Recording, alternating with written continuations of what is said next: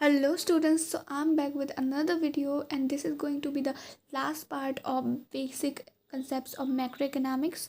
So let's start. So अभी हम लोग देखेंगे डेप्रिसिएशन और कैपिटल लॉस के बीच difference.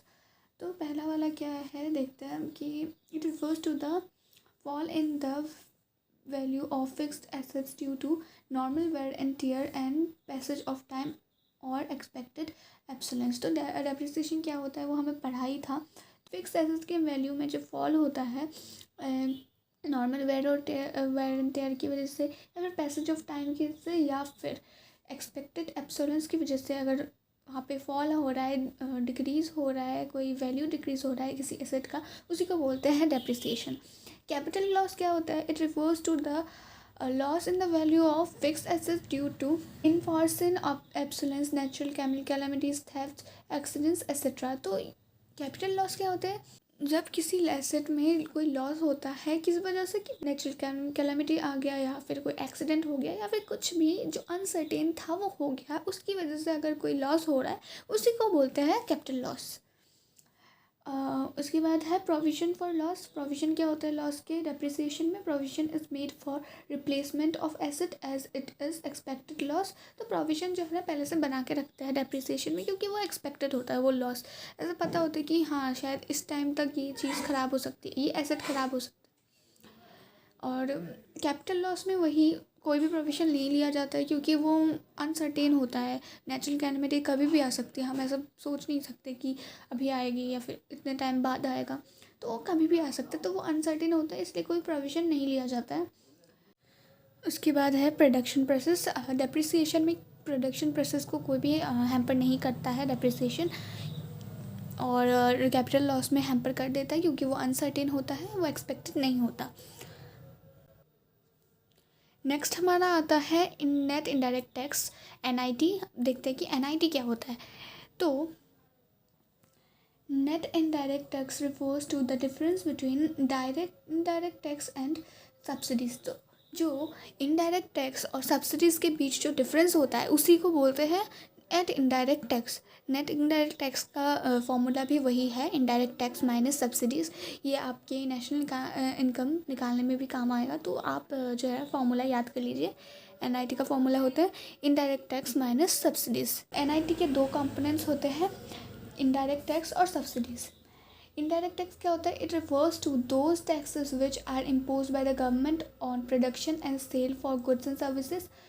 Example GST, basic custom duty, central excise, entry tax, toll, stamp duty.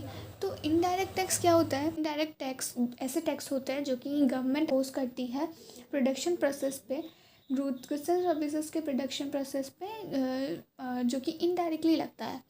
Like अगर कोई GST लग रहा है तो GST हम कस्टमर से ले सकते हैं, वही हम कस्टमर से लेते हैं उसके बाद हम पे करते हैं. तो उसी तरीके से वो इनडायरेक्टली होता है. डायरेक्ट टैक्स क्या है? इनकम टैक्स, वो हमें खुद से ही देना पड़ता है, वो हम किसी और को ट्रांसफ़र नहीं कर सकते. इनडायरेक्ट टैक्स जो हम ट्रांसफ़र कर सकते किसी और किसी और को. डायरेक्ट टैक्स हम ट्रांसफ़र नहीं कर सकते किसी और को, हमें खुद ही देना पड़ता है. तो इनडायरेक्ट टैक्स वही होता है जो हम किसी और को ट्रांसफ़र कर सके. और उसमें आता है क्या क्या आ जाएगा? GST आ जाएगा, बेसिक कस्टम ड्यूटी आ जाएगा, एंट्री टैक्स आ जाएगा, टोल आ जाएगा. ये सब इनडायरेक्ट टैक्स के अंडर आता है. दूसरा है सब्सिडीज़. सब्सिडीज़ क्या होता है? सब्सिडीज़ जो है फाइनेंशियल एक्सिस्टेंस होता है जो प्रोवाइड किया जाता है गवर्नमेंट की तरफ से प्रोड्यूसर्स को, ताकि वो अपनी जो है प्रोडक्शन प्रोसेस को अच्छे से कर सके, उनके वेलफेयर के लिए काम आ सकते हैं, सोशल वेलफेयर के लिए उनको जो है एक तरफ से हेल्प प्रोवाइड करा जाता है जिससे वो जो है प्रोडक्शन प्रोसेस अच्छे से चला सके. फाइनेंशियल हेल्प किया जाता है, बिज़नेस वगैरह के लिए भी किया जाता है ताकि उनको हेल्प हो. उसी को बोलते हैं सब्सिडीज़. जैसे फार्मर्स को सब्सिडीज़ दिया जाता है फर्टिलाइज़र्स का या फिर लोन दिया जाता है, उसी तरह ताकि वो लोग कुछ भी लैंड ले सके या फिर इक्विपमेंट्स ले सके. उसी को बोलते हैं सब्सिडीज़. जो गवर्नमेंट की तरफ से लोगों को प्रोवाइड किया जाता है उसी को बोलते हैं सब्सिडीज़.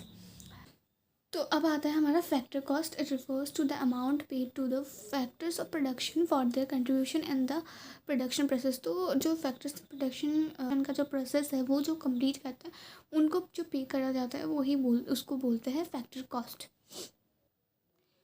अब आता है market price. It refers to the price at which product is actually sold in the market. तो मार्केट प्राइस का होता है वो वाला प्राइस जिस प्राइस में जो प्रोडक्ट है वो एक्चुअली सेल होता है मार्केट में, उसी को बोलते हैं market price. It includes indirect taxes and excludes the subsidies. इसमें इनडायरेक्ट टैक्सेस इंक्लूड होता है और सब्सिडीज इंक्लूड नहीं होता. यहीं पे मार्केट प्राइस का जो है फॉर्मूला दिया हुआ है, factor cost plus indirect tax minus subsidies.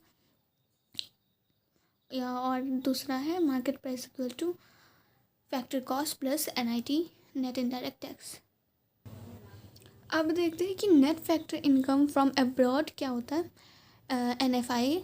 It refers to the difference between factor income received from the rest of the world and factor income paid to the rest of the world.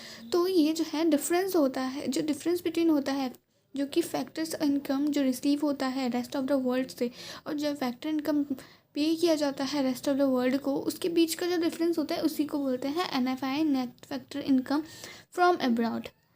उसका formula भी यही होता है, factor income from abroad minus factor income to abroad. उसके बीच का जो difference होता है उसको माइनस करके जो उसका वैल्यू आता है उसी को बोलते हैं NFI net factor income from abroad.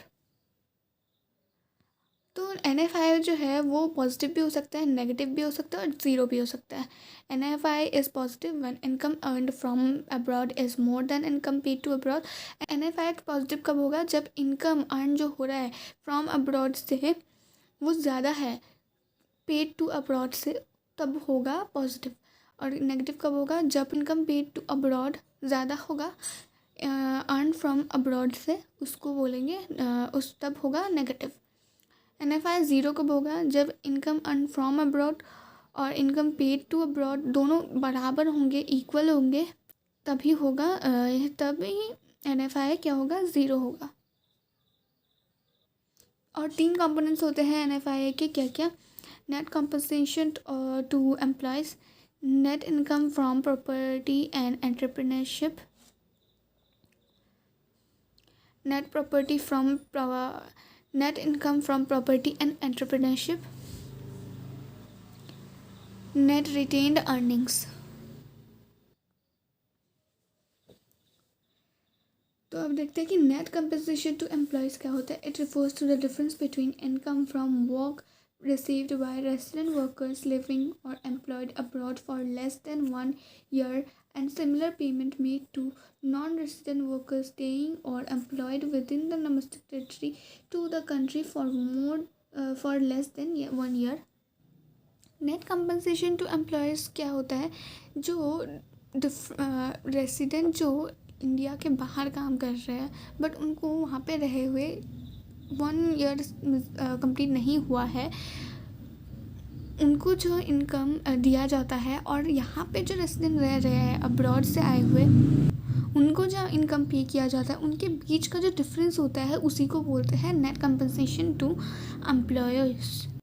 दूसरा है net income from property and entrepreneurship.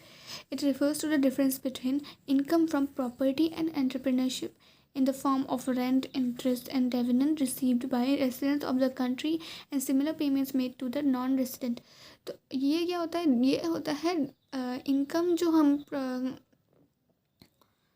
Income जो होता है जो कि हमें प्रॉपर्टी से मिल रहा होता है या फिर एंटरप्रेन्योरशिप से मिल रहा होता है, यानी कि रेंट, इंटरेस्ट, डिविडेंड जो कि मिलता है किससे, रेसिडेंट जो कि हमारे कंट्री के जो रेसिडेंट और जो नॉन रेसिडेंट है उनसे उनके बीच का जो डिफरेंस होता है इनकम में, उसी को बोलते हैं net income from property and entrepreneurship. अब आता है net retained earnings. It refers to the difference between retained earnings of resident companies located abroad and retained earnings of non-resident companies located within the domestic territory of the country.